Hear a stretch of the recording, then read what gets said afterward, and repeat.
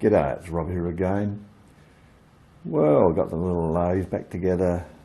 It's working like a treat now. The lead screw is being driven as it should be, and the metal change gears are all working okay that I've put in there. And I've been doing a few other little things to this thing. You would have seen where I did the aluminium extension for the tool post four-way pull down. Well, I've also done the same thing to the tailstock on the cam lock lever. That was probably up to about there, and I've extended it, so I've done away with the plastic end that I had on it, and I've made up a metal one. I'll come in close and have a look at it. So there it is. It turned out pretty good. That's home cast aluminium, which is equally as good as the bought stuff. You know, if you've got to do home casting, follow my videos I've done previously on how to get nice bubble-free aluminium, and yeah, I do it without any degassing or any flux, none of that stuff. You don't need it. Just pour it at the right temperature and use good aluminium, and you'll get a product like that. So yeah, now it just operates beautifully. It's great. So that's what it needs. It needs a good length like that. You can get a good grip on that. And the same thing for the four-way pull down. So here's a good look at it. You know, that turned out really well. That and that, both good. So what's left to do? What else don't I like about this? Well, there's not a lot I don't like about it. There's two things that I don't like, and they're both to do with these plastic hand wheels. I mean, these are pretty low rent, aren't they? I mean, they do the job, but just think how much better, how much nicer this lathe would look if they were the same metal as the, you know, aluminium. I mean, you could make these out of aluminium, I reckon. And I thought, well, that would really set it off. You know, that's really all it needs. Just ditch these, you know, pretty low rent sort of hand wheels and make up some aluminium ones. Well, can I make up some aluminium ones? That's the question. Well, I think I can. And of course, you know, I mean, if you're going to do this, you could machine up something like this from that diameter aluminium stock, sort of that length, but then you're going to waste a hell of a lot of it by putting a tapered back on it, you know, reducing it down to the diameter of the existing one. So I'll show what I've knocked up, and I'm going to have a go at casting some handle blanks. I'll do that today. We'll see how it turns out.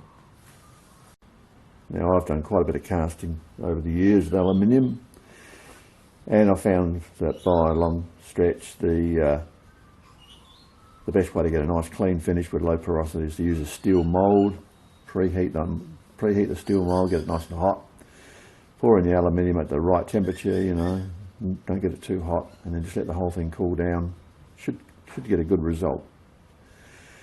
So I've knocked this up, and I've made it out of, this is an old part of an old pulley or something off of some farm equipment up the farm. Got it off the scrap heap.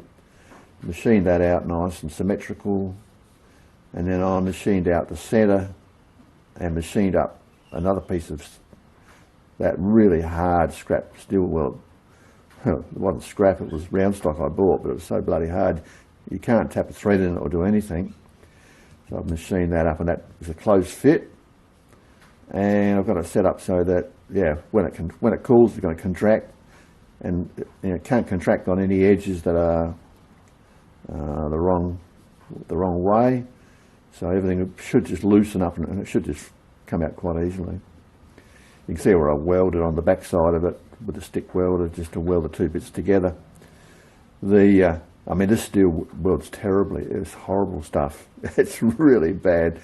I've got like, you know, 10 foot of this stuff still laying there. I don't know what the hell it was used for, but I got it from my scrap man for a song, and I know why.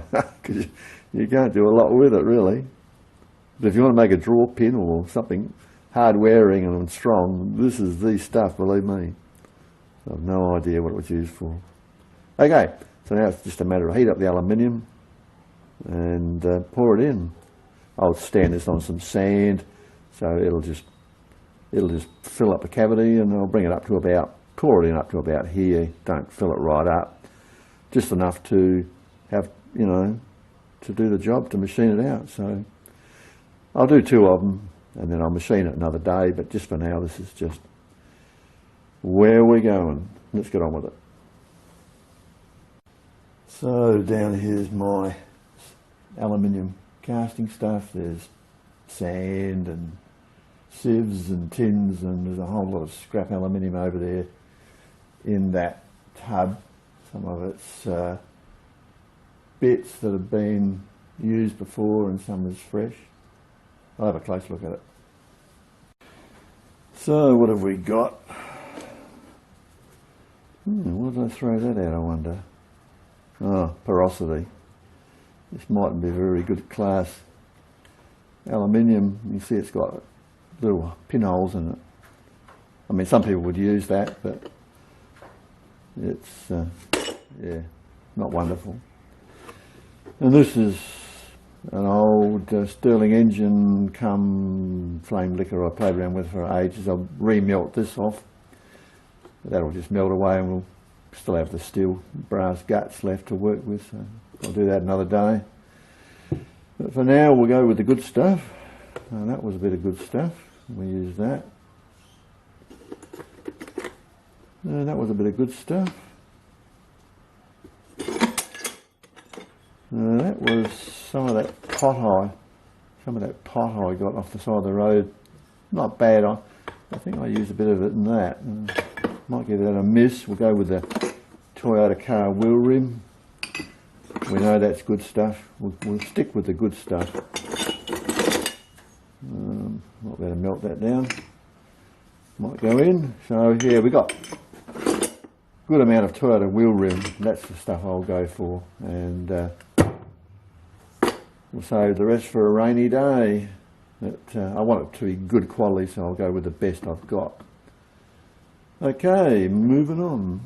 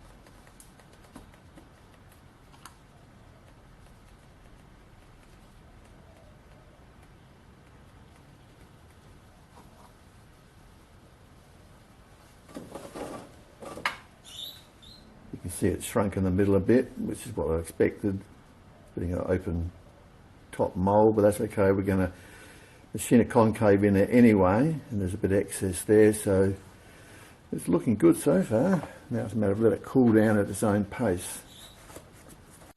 Right, well it's cooled down now, I can handle it, so it should tap out now, I hope. I guess we're going to find out. Yep.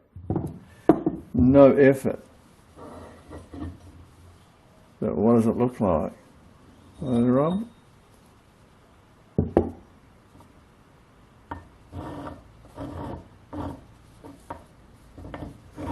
Now I've left enough space to get rid of blemishes. There's a blemish there. But overall, that looks pretty damn reasonable. So yeah, that's going to be the next project. Let's go and have a look, see how it compares to what's on there. So here you go. As you can see, you've got plenty of room to machine back. I did that because I made it bigger because, well, I wanted it bigger so that, you know, if there are any imperfections, they'll be on the outside. Overall, it turned out pretty good. So everything is dimensionally bigger than it needs to be, and even that blemish is minor, really. That'll machine back. I could make the hand wheel as deep or wide as I want. So we've got plenty of room to play with. We've done pretty good on that. It's worked out exactly how I wanted to do it. And even if it was a bit bigger diameter, I mean, it doesn't have to be the same diameter as these. It could be fractionally bigger.